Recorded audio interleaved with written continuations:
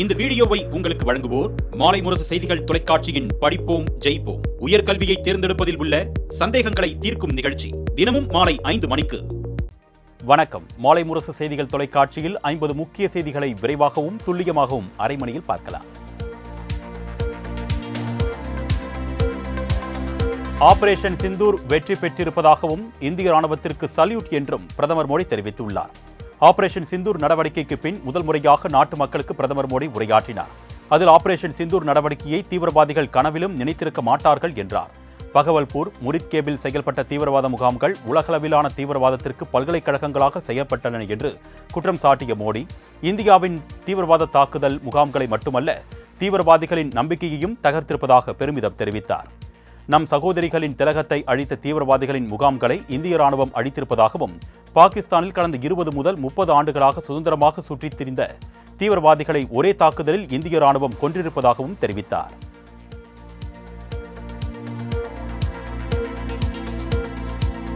தீவிரவாதத்துக்கு எதிரான இந்தியாவின் தாக்குதலுக்கு ஆதரவளிக்காமல் தீவிரவாதிகளுக்கு ஆதரவாக பாகிஸ்தான் செயல்பட்டது என்று பிரதமர் மோடி குற்றம் சாட்டியுள்ளார். ஆபரேஷன் சிந்தூர் குறித்து பேசிய அவர், பள்ளிகள், வீடுகள், கல்லூரிகள், வழிபாட்டு தலங்கள் மீது பாகிஸ்தான் தாக்குதல் நடத்தியதாகவும், சாமானிய இந்தியர்களை குறிவைத்து பாகிஸ்தான் தாக்குதல் நடத்தியதாகவும் தெரிவித்தார். ஆனால் பாகிஸ்தானின் ட்ரோன்களும் ஏவுகணைகளும் இந்தியாவின் தாக்குதலில் வீழ்ந்ததை உலகமே வியந்து பார்த்தது என்றும் பிரதமர் மோடி கூறினார்.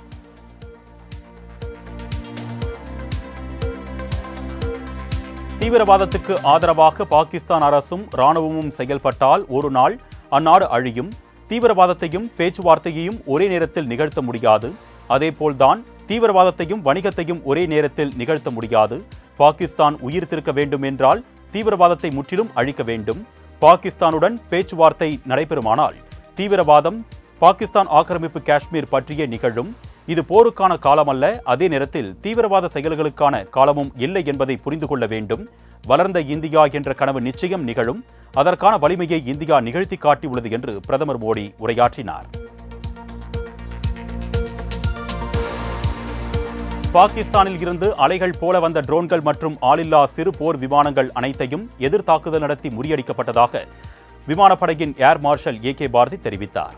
பாகிஸ்தானுக்கு இந்தியா தரப்பில் கொடுக்கப்பட்ட பதிலடி குறித்து விமானப்படை அதிகாரிகள் கூட்டாக மீண்டும் செய்தியாளர்களை சந்தித்தனர். அப்பொழுது பாகிஸ்தான் விமானப்படையின் தாக்குதலை இந்தியாவின் நவீன மற்றும் பாரம்பரிய ஆயுதங்கள் கொண்டு முறியடித்ததாக ஏர் மார்ஷல் ஏ.கே. பாரதி விளக்கம் அளித்தார். பாகிஸ்தான் இந்தியா மீது தாக்குதல் நடத்த பயன்படுத்திய ட்ரோன்கள் அனைத்தும் துருக்கியில் இருந்து தயாரிக்கப்பட்டவை என்றும், தங்களது வேலையை சரியாக முடித்துவிட்டதாகவும் அவர் தெரிவித்தார்.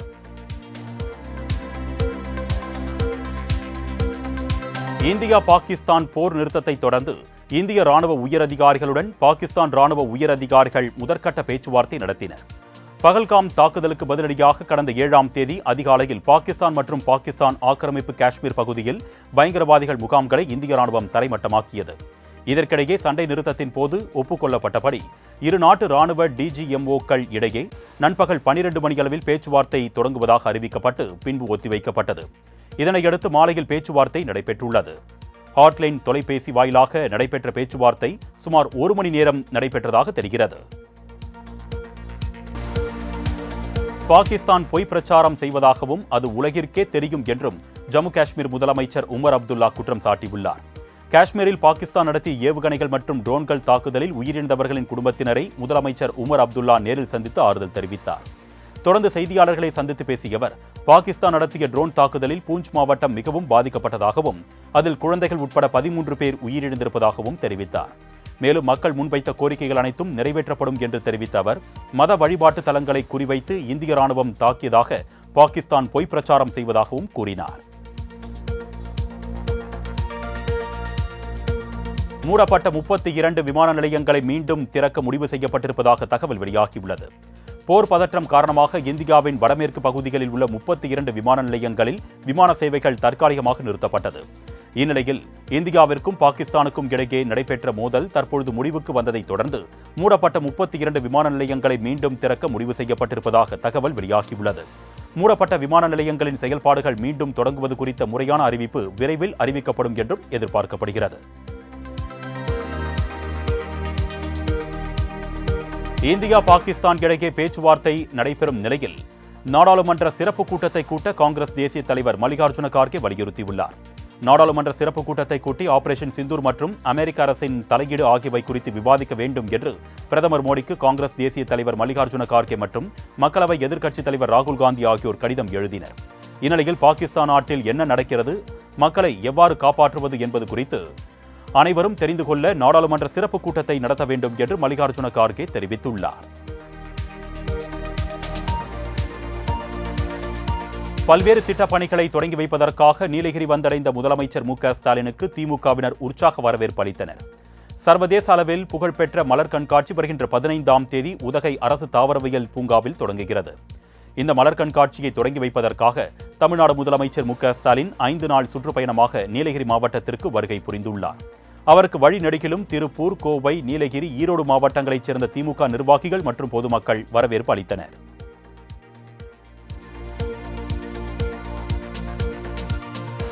ஊரக பகுதிகளில் நமக்கு நாமே திட்டத்திற்கு 150 கோடி ரூபாய் ஒதுக்கீடு செய்து தமிழ்நாடு அரசு அரசாணை வெளியிட்டுள்ளது. நமக்கு நாமே திட்டத்தை நடப்பாண்டிலும் செயல்படுத்த தமிழக அரசு அனுமதி வழங்கியுள்ளது. இதன்படி இந்த ஆண்டு 50 கோடி கூடுதலாக ஒதுக்கீடு செய்து மொத்தம் 150 கோடியில் இந்த திட்டத்தை செயல்படுத்த தமிழ்நாடு அரசு அரசாணை வெளியிட்டுள்ளது. மேலும் இந்த திட்டத்தை செயல்படுத்துவதற்கான வழிகாட்டு நெறிமுறைகளும் வெளியிடப்பட்டுள்ளன. தமிழக முன்னாள் முதலமைச்சரும் அதிமுக பொதுச் செயலாளருமான எடப்பாடி பழனிசாமியின் 71வது பிறந்தநாளை முன்னிட்டு அவருக்கு பல்வேறு அரசியல் கட்சிகளைச் சேர்ந்த தலைவர்கள் பிறந்தநாள் வாழ்த்துக்களை தெரிவித்து வருகின்றனர். அந்த வகையில் எடப்பாடி பழனிசாமிக்கு நடிகர் ரஜினிகாந்த் பிறந்தநாள் வாழ்த்து தெரிவித்திருக்கிறார். நீண்ட நாட்கள் ஆரோக்கியத்துடன் வாழவும் அவர் வாழ்த்தியிருக்கிறார்.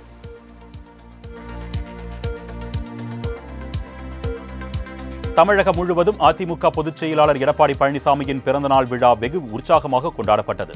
எடப்பாடி பழனிசாமி 71வது பிறந்தநாளை முன்னிட்டு தருமபுரி மாவட்டம் காரிமங்கலத்தில் அதிமுகவைச் சேர்ந்த வழக்கறிஞர் பாரதி ஏற்பாட்டில் சிறப்பாக கொண்டாடப்பட்டது.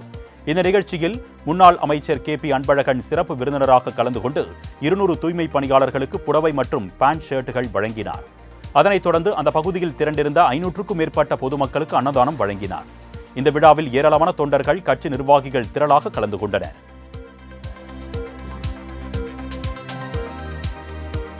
சீர்காழி அருகே ஏற்பட்ட சாலை விபத்தில் உயிரிழந்த இளைஞர் குடும்பத்திற்கு பாமக சார்பில் 5 லட்சம் ரூபாய் நிதியுதவி வழங்கப்படும் என்று பாமக தலைவர் அன்புமணி அறிவித்துள்ளார். சித்திரை முழு நிலவு வன்னிய இளைஞர் பெருவிழா மாநாடு செங்கல்பட்டு மாவட்டம் மாமல்லபுரத்தில் நேற்று நடைபெற்றது. மாநாட்டிற்கு வந்த இளைஞர் விஜய் சீர்காழி அருகே ஏற்பட்ட சாலை விபத்தில் உயிரிழந்தார். இந்நிலையில் விஜய் குடும்பத்திற்கு பாட்டாளி மக்கள் கட்சி சார்பில் 5 லட்சம் ரூபாய் நிதியுதவி வழங்கப்படும் என்று அன்புமணி தெரிவித்துள்ளார். மேலும் விபத்தில் காயமடைந்த 5 பேருக்கும் தரமான மருத்துவம் வழங்க ஏற்பாடுகள் செய்யப்படும் என்றும் அவர் கூறியுள்ளார். சென்னை தரமணியில் கலைஞர் நூற்றாண்டு தோரண வாயிலை துணை முதலமைச்சர் உதயநிதி ஸ்டாலின் திறந்து வைத்தார். சென்னை தரமணியில் உள்ள செய்தி மக்கள் தொடர்புத்துறையின் தமிழரசு அலுவலகம் மற்றும் அச்சக வளாகத்தில் 25 லட்சம் ரூபாய் மதிப்பீட்டில் கலைஞர் நூற்றாண்டு தோரண வாயில் மற்றும் கருணாநிதியின் மார்பளவு சிலை அமைக்கப்பட்டுள்ளது. இதனை துணை முதலமைச்சர் உதயநிதி ஸ்டாலின் திறந்து வைத்தார். மேலும் தமிழரசு இதழ் தொடங்கி 55 ஆண்டுகள் நிறைவடைந்துள்ள நிலையில் அதன் புகைப்பட தொகுப்புகள் மற்றும் பிரதிகள் காட்சிப்படுத்தப்பட்டுள்ளது.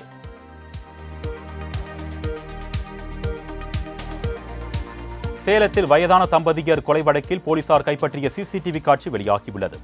சேலம் அருகே உள்ள ஜாகிர் அம்மாபாளையம் பகுதியில் மளிகை கடை நடத்தி வந்த பாஸ்கரன் மற்றும் அவரது மனைவி ஆகியோர் அடித்து கொலை செய்யப்பட்டனர். அவர்கள் அணிந்திருந்த 10 சவர நகை திருடு போயிருந்தது. விசாரணையில் தம்பதியை கொலை செய்தவர் பீகார் மாநிலத்தை பூர்வீகமாக கொண்ட சந்தோஷ் என்பது கண்டுபிடிக்கப்பட்டது. இதனையடுத்து அவரை கைது செய்துள்ள போலீசார் அவரிடம் இருந்த நகையை பறிமுதல் செய்தனர். இந்நிலையில் கொலை தொடர்பான வீடியோ காட்சி வெளியாகி பரபரப்பை ஏற்படுத்தியுள்ளது.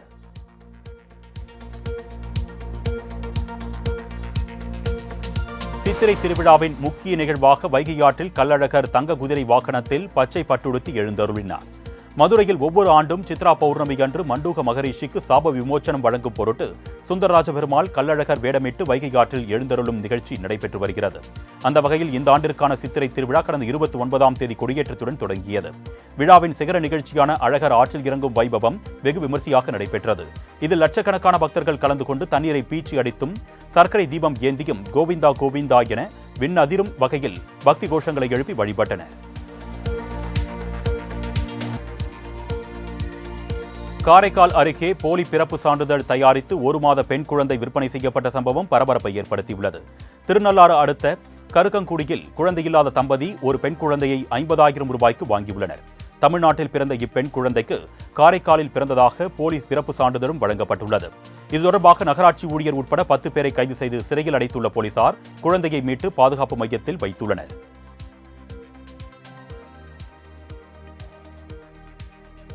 சென்னை பூந்தமல்லி அருகே ராட்சத இரும்பு பேனர் கம்பம் உடைந்து விழுந்ததால் பரபரப்பு ஏற்பட்டது.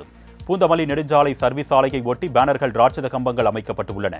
இந்நிலையில் திடீரென பெய்த மழை காரணமாக செந்நீர்குப்ப பகுதியில் வைக்கப்பட்டிருந்த இரும்பு பேனர் அந்த பகுதியில் இருந்த கடைகளின் மீது விழுந்ததில் கடைகள் சேதமடைந்தன.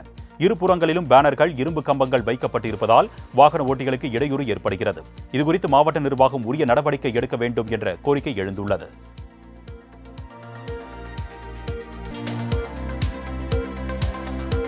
கடந்த 12 ஆண்டுகளுக்கு முன்பு அரசு பேருந்து கவிழ்ந்த விபத்தில் கைதான ஓட்டுநர் விடுதலை செய்து சென்னை சைதாப்பேட்டை நீதிமன்றம் தீர்ப்பளித்துள்ளது. சென்னையில் கடந்த 2012ஆம் ஆண்டு அண்ணா மேம்பாலத்தில் மாநகர பேருந்து கவிழ்ந்து விபத்துக்குள்ளானது. இந்த சம்பவம் தொடர்பாக பேருந்து ஓட்டுநர் பிரசாந்த் என்பவரை போலீசார் கைது செய்து ஓட்டுநர் உரிமத்தை ரத்து செய்தனர். இது தொடர்பான வழக்கு சென்னை சைதாப்பேட்டை நீதிமன்றத்தில் நடைபெற்று வந்த நிலையில் தொழில்நுட்ப கோளாறுதான் விபத்துக்கு காரணம் என்பது உறுதி செய்யப்பட்ட நிலையில் டிரைவர் பிரசாத்தை விடுதலை செய்து தீர்ப்பளிக்கப்பட்டுள்ளது.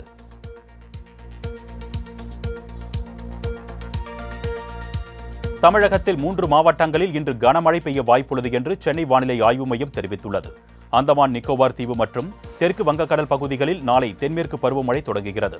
இதுகுறித்து சென்னை வானிலை ஆய்வு மையம் வெளியிட்டுள்ள அறிக்கையில், மேற்கு திசை காற்றின் வேக மாறுபாடு காரணமாக நீலகிரி, கோவை, ஈரோடு ஆகிய 3 மாவட்டங்களில் இன்று கனமழைக்கு வாய்ப்பிருப்பதாகவும், தமிழகத்தில் 14, 15 மற்றும் 16ஆம் தேதிகளில் கனமழை பெய்யும் என்றும் சென்னை வானிலை ஆய்வு மையம் தெரிவித்துள்ளது.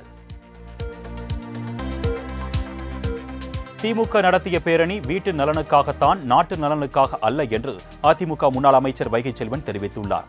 திருவொற்றியூர் தேரடி பகுதியில் எடப்பாடி பழனிசாமியின் 71வது பிறந்தநாளை முன்னிட்டு 1571 பேருக்கு நலத்திட்ட உதவிகள் வழங்கும் நிகழ்வு ஏற்பாடு செய்யப்பட்டிருந்தது.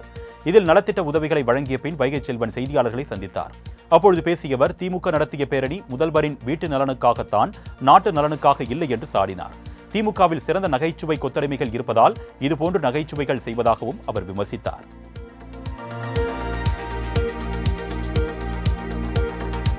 தொடர்ந்து உச்சத்தில் இருந்து வந்த தங்கம் விலை ஒரே நாளில் சவரனுக்கு 2360 ரூபாய் சரிந்துள்ளது. தங்கம் விலை கடந்த மாதத்தில் 74,000 கடந்து புதிய உச்சத்தை தொட்ட நிலையில் பின்னர் 2000 ரூபாய் குறைந்து 72,000 கடந்து விற்பனை செய்யப்பட்டு வந்தது. இந்த விலையில் ஏற்ற இறக்கங்கள் நிலவி வந்த நிலையில் காலை தங்கத்தின் விலை அதிரடியாக குறைந்தது. சவரனுக்கு 1320 ரூபாய் குறைந்து ஒரு சவரன் தங்கம் 71,040 ரூபாய்க்கு விற்பனையானது. இந்நிலையில் பிற்பகல் மீண்டும் அதிரடியாக விலை குறைந்தது.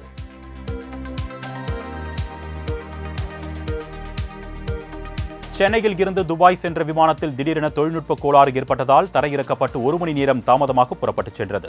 சென்னையில் இருந்து துபாய் செல்லும் எமிரேட்ஸ் ஏர்லைன்ஸ் விமானம் 268 பயணிகளுடன் புறப்பட்ட நிலையில் வானில் பறக்க தொடங்கிய சில நிமிடங்களில் தொழில்நுட்ப கோளாறு ஏற்பட்டதை விமானி கண்டுபிடித்தார்.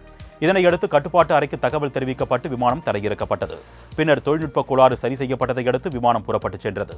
தொழில்நுட்ப கோளாறை கண்டுபிடித்து துரிதமாக செயல்பட்ட விமானியால் அசம்பாவிதம் தவிர்க்கப்பட்டது.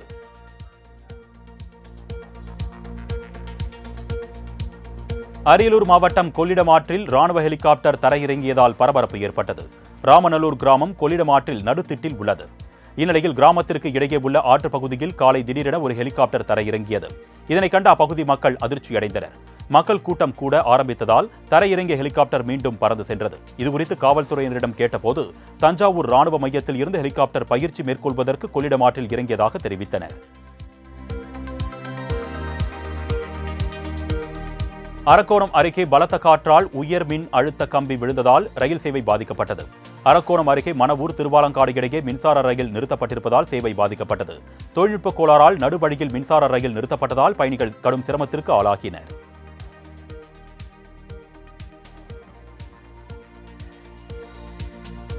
சென்னை தீநகர் பகுதியில் செயல்பட்டு வந்த துணிக்கடையில் ஏற்பட்ட தீ விபத்தால் பல லட்சம் ரூபாய் மதிப்பிலான பொருட்கள் எரிந்து சேதமடைந்தன. சென்னை தியாகராய நகர் ரங்கநாதன் தெருவில் செயல்பட்டு வரும் பிரபல துணிக்கடையான ஸ்ரீ ஷோபா துணிக்கடையில் பயங்கர தீ விபத்து ஏற்பட்டது. சம்பவம் குறித்து தகவல் அறிந்து வந்த தீயணைப்புத் துறையினர் 2.5 மணி நேர தீவிர போராட்டத்திற்கு பிறகு தீயை கட்டுக்குள் கொண்டு வந்தனர். தீ விபத்தில் பல லட்சம் ரூபாய் மதிப்பிலான பொருட்கள் எரிந்து சேதமாகியுள்ளன.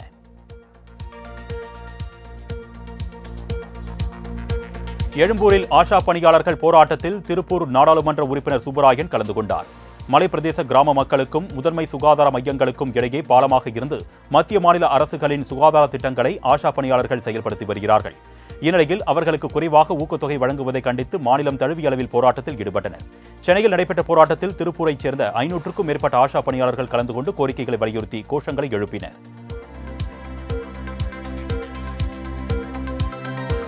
கும்பகோணம் கோவில் குளங்கள் கால்வாய்களில் உள்ள ஆக்கிரமிப்புகளை அகற்ற சென்னை உயர்நீதிமன்றம் 4 மாதம் கெடு விதித்துள்ளது.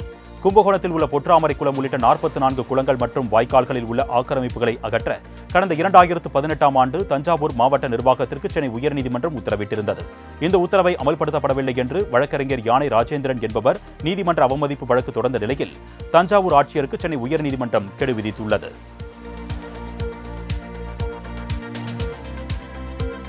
திருவண்ணாமலையில் அதிமுக சார்பில் நடைபெற்ற இரத்த தான முகாமில் 71 பேர் பங்கேற்று இரத்த தானம் செய்தனர். அதிமுக பொதுச் செயலாளர் எடப்பாடி பழனிசாமியின் 71வது பிறந்தநாள் விழாவை முன்னிட்டு திருவண்ணாமலை மத்திய மாவட்டம் சேத்துப்பட்டு 4 முனை சந்திப்பில் இரத்த தான முகாம் நடைபெற்றது. இதில் 71 பேர் கலந்து கொண்டு இரத்த தானம் செய்தனர். இந்நிலையில் இரத்த தானம் அளிப்பது போல புகைப்படம் எடுத்துக்கொண்ட மாவட்ட செயலாளர் ஜெயசுதா புகைப்படம் இணையத்தில் வைரலாகி வருகிறது. மேலும் இரத்த தானம் செய்யாமல் புகைப்படம் எடுத்த சம்பவம் அதிமுகவினரிடையே அதிர்ச்சியை ஏற்படுத்தியுள்ளது. ராமநாதபுரம் மாவட்ட ஆட்சியர் அலுவலகத்தின் மாடியில் இருந்து கைக்குழந்தையுடன் குதித்து தற்கொலைக்கு முயன்ற பெண்ணால் பரபரப்பு ஏற்பட்டது. ஆட்சியர் அலுவலகத்தில் நடைபெற்ற குறைதீர் கூட்டத்தில் பங்கேற்க வந்த பெண் ஒருவர் திடீரென மாடி மீது ஏறி நின்று தான் சாகப் போவதாக கூறினார். இதனையடுத்து அந்த பெண்ணை போலீசார் மீட்டு விசாரணைக்கு அழைத்துச் சென்றனர். விசாரணையில் அந்த பெண் தொண்டி பகுதியைச் சேர்ந்த சபீனா என்பதும் அவரது வீட்டில் 6.5 சவரன் தங்க நகை மற்றும் 12,000 ரூபாய் பணம் காணாமல் போனது குறித்து போலீசில் புகார் அளித்தும் எந்தவித நடவடிக்கையும் எடுக்கவில்லை என்றும் கூறினார். சென்னை தரமணியில் கஞ்சா விற்பனையில் ஏற்பட்ட போட்டியில் ஒருவர் வெட்டி கொலை செய்யப்பட்டார். தரமணி கென்னடி தெருவைச் சேர்ந்தவர் அஸ்வின். இவரும் தரமணி ஏரிக்கரை பகுதியைச் சேர்ந்த மோகன், சங்கர் மற்றும் பரத் ஆகிய மூவரும் தரமணி ரயில் நிலையம் அருகே உள்ள காலி மைதானத்தில் மது அருந்தியதாக தெரிகிறது. இந்நிலையில் அஸ்வினை திடீரென கத்தியால் வெட்டி கொலை செய்த 3 பேரும் தரமணி காவல் நிலையத்தில் சரணடைந்தனர். கஞ்சா விற்பனை போட்டியின் காரணமாக அஸ்வினை திட்டமிட்டு கொலை செய்யப்பட்டிருப்பது போலீசாரின் முதற்கட்ட விசாரணையில் தெரியவந்துள்ளது.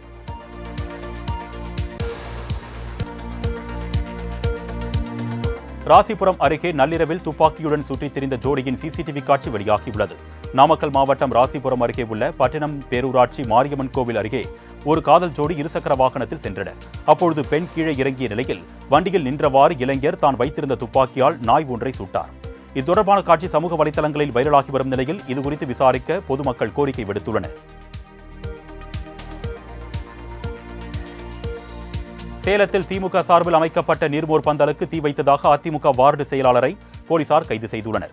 சேலம் மாவட்டம் அரசிராமணி பேரூராட்சியில் மக்களின் தாக்கத்தை தீர்க்கும் வகையில் கடந்த 7ஆம் தேதி திமுக சார்பில் நீர்மோர் பந்தல் அமைக்கப்பட்டது. கான்கிரீட் சாலை அமைக்கும் பணியின் போது திமுகவைச் சேர்ந்த பேரூராட்சி தலைவர் காவேரிக்கும் 7வது வார்டு அதிமுக செயலாளர் காஸ்ட்ரோ என்பவருக்கும் தகராறு ஏற்பட்டதாக கூறப்படுகிறது. இதில் ஆத்திரமடைந்த அவர் நீர்மோர் பந்தலுக்கு தீ வைத்ததாக கூறப்படுகிறது. இதுகுறித்து காவேரி கொடுத்த புகாரின் அடிப்படையில் போலீசார் விசாரணை மேற்கொண்டு காஸ்ட்ரோவை கைது செய்தனர். தூத்துக்குடி மாவட்டம் விளாத்திக்குளம் அருகே 7 ஆண்டுகளாக தேடப்பட்டு வந்த கொலை குற்றவாளிகள் 4 பேரை போலீசார் கைது செய்துள்ளனர். கடந்த 2018ஆம் ஆண்டு நாகலாபுரம் காட்டுப்பகுதியில் மது குடிக்கும் போது ஏற்பட்ட தகராறில் விருதுநகர் மாவட்டத்தைச் சேர்ந்த பொன்னுசாமி என்ற குமார் என்பவர் அந்த பகுதியைச் சேர்ந்தவர்களால் கொலை செய்யப்பட்டார். இந்நிலையில் கொலையை செய்துவிட்டு கடந்த 7 வருடங்களாக தலைமறைவாக இருந்த கொலை குற்றவாளிகளான கோபாலகிருஷ்ணன், கருப்பசாமி, ராஜராஜன் மற்றும் ராமகிருஷ்ணன் ஆகியோரை தனிப்படை போலீசார் தற்பொழுது கைது செய்துள்ளனர்.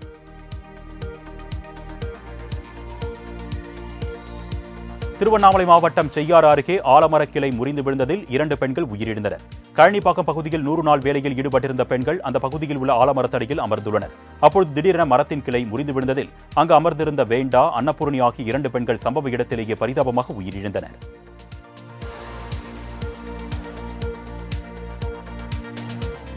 செஞ்சி அருகே நடைபெற்ற சாலை விபத்தில் பெண் ஒருவர் தூக்கி வீசப்பட்டு உயிரிழந்த பரபரப்பு சிசிடிவி காட்சிகள் வெளியாகியுள்ளது.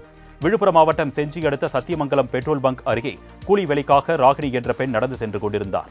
அப்பொழுது திருவண்ணாமலை மார்க்கத்தில் இருந்து சென்னையை நோக்கி வந்த கார் மோதியதில் தூக்கி வீசப்பட்ட ராகினி சம்பவ இடத்திலேயே பரிதாபமாக உயிரிழந்தார். இதனையடுத்து மீட்கப்பட்ட ராகினியின் உடலை பிரேத பரிசோதனைக்காக மருத்துவமனைக்கு அனுப்பி வைத்த போலீசார் விசாரித்து வருகின்றனர். திருவண்ணாமலை ரயில் நிலையத்தில் ஒரே நேரத்தில் ஏராளமானோர் குவிந்ததால் கூட்ட நெரிசல் ஏற்பட்டது. நினைத்தாலே முக்தி தரும் திருவண்ணாமலை அருணாச்சலேஸ்வரர் கோவிலுக்கு சித்ரா பௌர்ணமியை முன்னிட்டு கிரிவலம் செல்வதற்காக தமிழகம் மட்டுமின்றி பல்வேறு மாநிலங்களில் இருந்தும் ஏராளமான பக்தர்கள் வருகை தந்திருந்தனர். விடிய விடிய கிரிவலம் சென்ற பக்தர்கள் பின்பு சொந்த ஊர் திரும்புவதற்காக திருவண்ணாமலை ரயில் நிலையத்தில் அதிக அளவில் திரண்டதால் அங்கு கூட்ட நெரிசல் ஏற்பட்டது.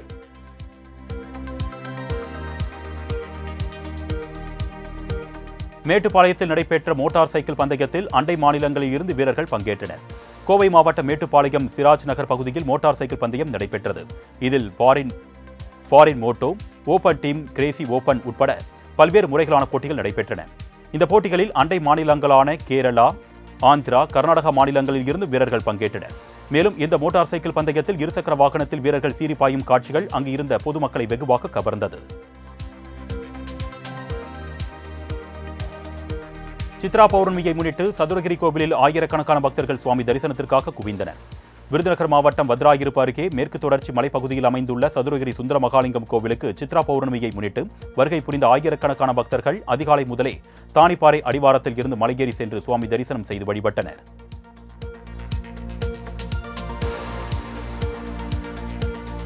வேங்கை வயல் வழக்கில் சிபிசிஐடியால் குற்றம் சாட்டப்பட்ட 3 பேர் புதுக்கோட்டை நீதிமன்றத்தில் விசாரணைக்காக ஆஜராகினர். வேங்கை வயல் கிராமத்தில் மேல்நிலை நீர்த்தேக்க தொட்டியில் மனித கழிவு கலக்கப்பட்டது. இது தொடர்பான வழக்கு புதுக்கோட்டை நீதித்துறை நடுவர் நீதிமன்றத்தில் விசாரணைக்கு வந்தது. இந்த வழக்கில் சிபிசிஐடியால் குற்றம் சாட்டப்பட்டுள்ள முரளிராஜா, சுதர்ஷன், முத்துகிருஷ்ணன் ஆகியோர் நீதிமன்றத்தில் விசாரணைக்காக ஆஜராகி விளக்கமளித்தனர். புதுச்சேரி கொம்பாக்கம் பகுதியில் வங்கி லோன் கட்ட தவறியவரின் இருசக்கர வாகனத்தை திருடர்கள் போல எடுத்து சென்ற வங்கி ஊழியர்களின் சிசிடிவி காட்சிகள் இணையத்தில் வைரலாகி வருகிறது. கொம்பாக்கம் பகுதியைச் சேர்ந்த பொதுப்பணித்துறை ஊழியரின் இருசக்கர வாகனத்தை மர்ம நபர்கள் எடுத்துச் சென்றனர். இதுகுறித்து அவர் சிசிடிவி காட்சிகளை ஆய்வு செய்த போது முகமூடி அணிந்து வந்த 2 நபர்கள் சைட் லாக்கை உடைத்து வாகனத்தை எடுத்துச் சென்றது தெரியவந்தது. ரோஹித் சர்மாவை தொடர்ந்து சர்வதேச டெஸ்ட் கிரிக்கெட்டில் இருந்து ஓய்வு பெறுவதாக விராட் கோலி அறிவித்தது ரசிகர்கள் மட்டுமின்றி பிசிசிஐயும் அதிர்ச்சியில் ஆழ்த்தியுள்ளது. இந்திய அணி அடுத்த மாதம் இங்கிலாந்தில் சுற்றுப்பயணம் செய்து 5 போட்டிகள் கொண்ட டெஸ்ட் தொடரில் விளையாடுகிறது. இந்நிலையில் ரோஹித் சர்மா தனது ஓய்வை அறிவித்தார். இதனையடுத்து அணியை தலைமை தாங்கும் பொறுப்பு விராட் கோலிக்கு விருப்பம் தெரிவித்ததாக கூறப்படுகிறது. இதனை பிசிசிஐ ஏற்க மறுத்ததாகவும் இதனால் ஓய்வை விராட் கோலி அறிவித்ததாகவும் நெருங்கிய வட்டாரங்கள் தெரிவிக்கின்றன. இந்திய அணி அதிக டெஸ்ட் தொடர்களில் வென்றது விராட் கோலி கேப்டனாக இருந்தபோதுதான் என்பது குறிப்பிடத்தக்கது. டிடி நெக்ஸ்ட் லெவல் திரைப்படத்திற்கு தடை விதிக்க கோரி சேலம் மாநகர காவல் ஆணையர் அலுவலகத்தில் பாஜக வழக்கறிஞர்கள் புகார் அளித்துள்ளனர். நடிகர் சந்தானம் நடிப்பில் உருவான டிடி நெக்ஸ்ட் லெவல் திரைப்படம் வரும் 16ஆம் தேதி வெளியாக உள்ளது. இந்த படத்தில் பெருமாளை அவமதிக்கும் விதமாக பாடல் இடம்பெற்றிருப்பதாக கூறப்படுகிறது. இதனால் டிடி நெக்ஸ்ட் லெவல் படத்திற்கு தடை விதிக்க வேண்டும் என்றும் பெருமாளை இழிவுபடுத்தி பாடல் பாடிய நடிகர் சந்தானம் மீது நடவடிக்கை எடுக்க வேண்டும் என்றும் வலியுறுத்தி பாஜக வழக்கறிஞர்கள் புகார் அளித்துள்ளனர்.